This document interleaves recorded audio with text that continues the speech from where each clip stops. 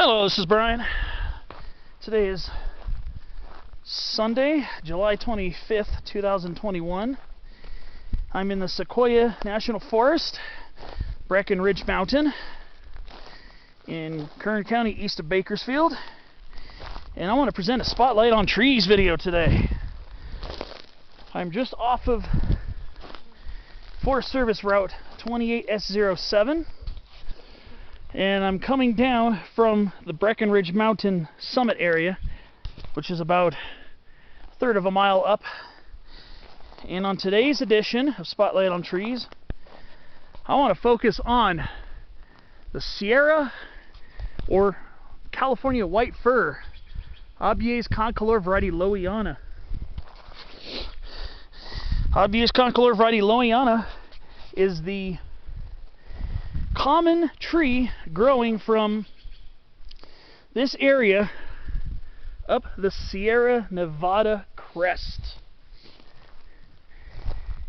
It can get to be very large in size. These trees can get very large, as you can see here. These trees can approach 200 feet in height.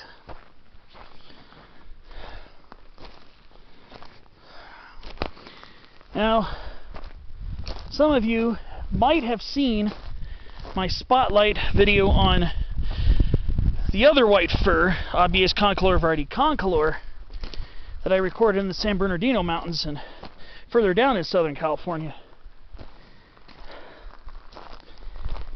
However, I'm beginning to rethink my position on what variety that is, believing that those might also be variety lowiana, but since this area, these got to be lowianas, I'm going to go and record another spotlight video, but this time I'm going to focus on what I know to be Abies concolor variety lowiana.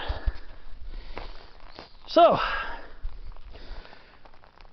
white firs are known for having their roughly light to medium gray furrowed bark that gets thicker and denser with age.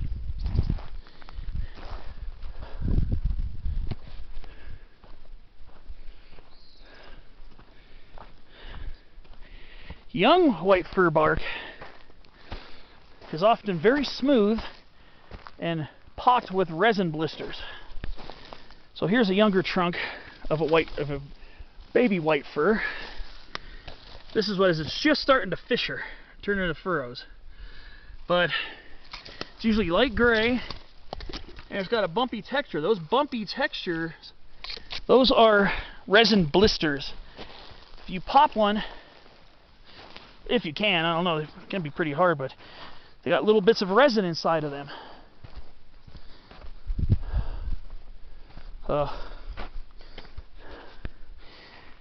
then here we are, the light to medium green, sometimes with a slight bluish cast to it. Here's the needles of the white fir. You can see these are in increments of yearly growth. 1 year, 2, 2, 2. And you see a lot of these needles are slightly upturned, very slightly upturned, very typical of white fir. Higher branches and more exposed needles can be curled up quite a bit more. I believe the Rocky Mtn White Fir is more strongly upcurved. But here we are again. One thing is this tree is a prolific seed producer and prolific reproducer. White firs often germinate in mass, and they are shade adaptable when they're young. So a lot of these young white firs have been growing in the shadow of these huge Jeffrey pines and other white firs probably for a couple decades, maybe even more, maybe a few decades. What's going to happen is they're going to grow very slowly. With the shade, they don't have as much photosynthesis, so they can really go off and go crazy. And then once some of the neighboring trees age and fall or get knocked over or whatever, then they shoot up, much like that one. And I'm looking at here, it's probably about a 140, 150 foot tall tree. Not an old tree by any stretch.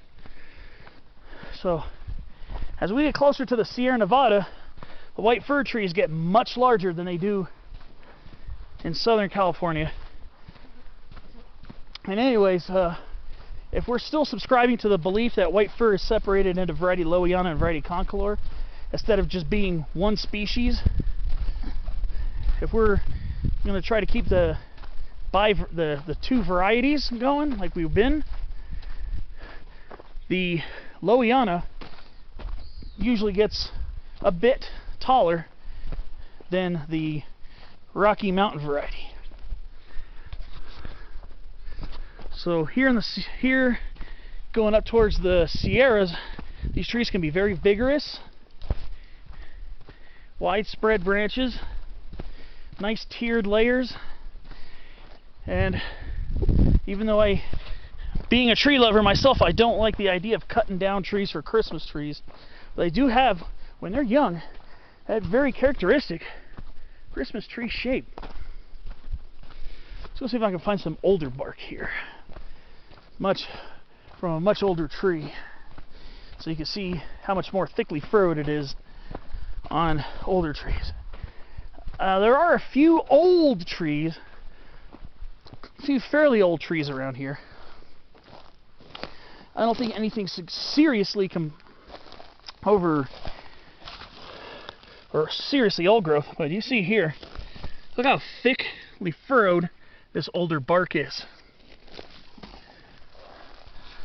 So it will allow white fir to survive some relatively low, maybe moderate intensity burns. Of course, a really severe fire will burn through anything. But like I was saying, look here, all these saplings here.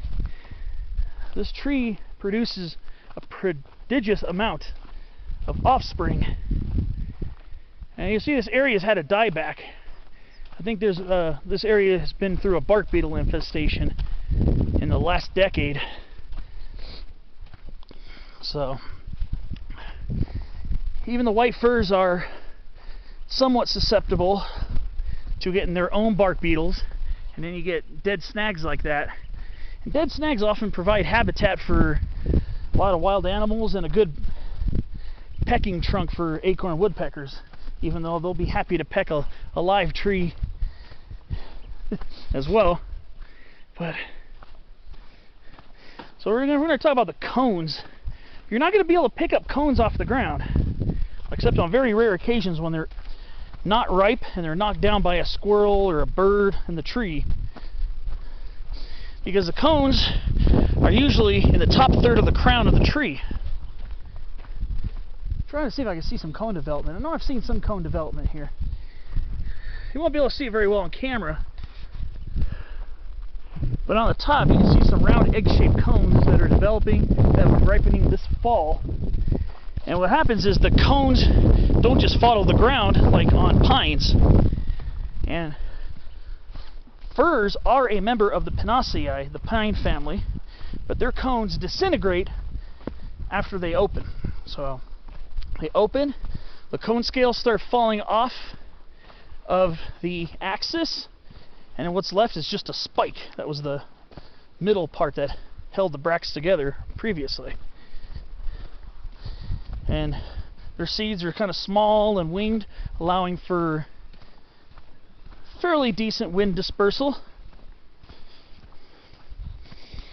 But the reason why I'm not stopping by one single tree like I normally do on my spotlight videos, maybe I'll stand by one and maybe branch off to a couple, is that we're hiking in prime white fir habitat. We are in the yellow pine belt. We're a little above 7,000 feet right now. White fir's elevation, lowiana, you can find it probably at or maybe even below 3,000 feet in the northern part of the Sierra. Here in the southern part, you're most likely going to see it above 5,000, more so above 6,000 feet, but there are a few specimens along here that are about 5,000 feet up. Beautiful, magnificent white fir.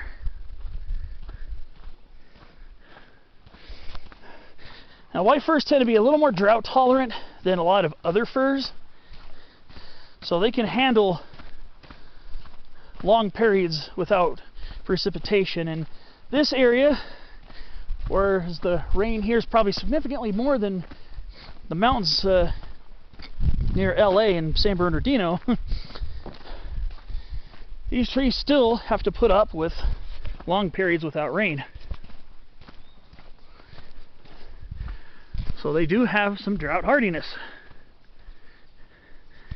And of course, the west slope of the Sierras completely covered in white fir. And then I've seen them above 8,000 feet in along the Serreta Peak Trail, which is south of Sherman Pass, or southeast of Sherman Pass in the southern Sierras. I've seen them, I think, up to about 9,000 feet. Southern California, the other one, if assuming it's variety concolor, I've seen it well above 9,000 feet. And I'm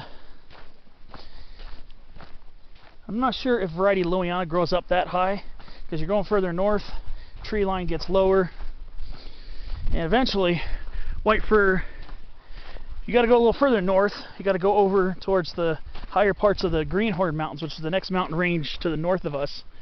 You got to go over that to start seeing Abies magnifica, which is the red fir. So there you have it.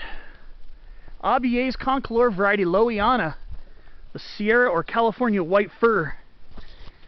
Beautiful member of our coniferous forest, ranging from the lower yellow pine belt and in some spots the upper montane forest.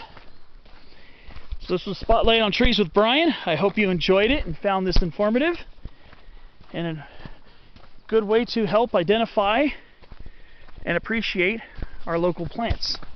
Thanks for watching, and I'll see you on the next episode.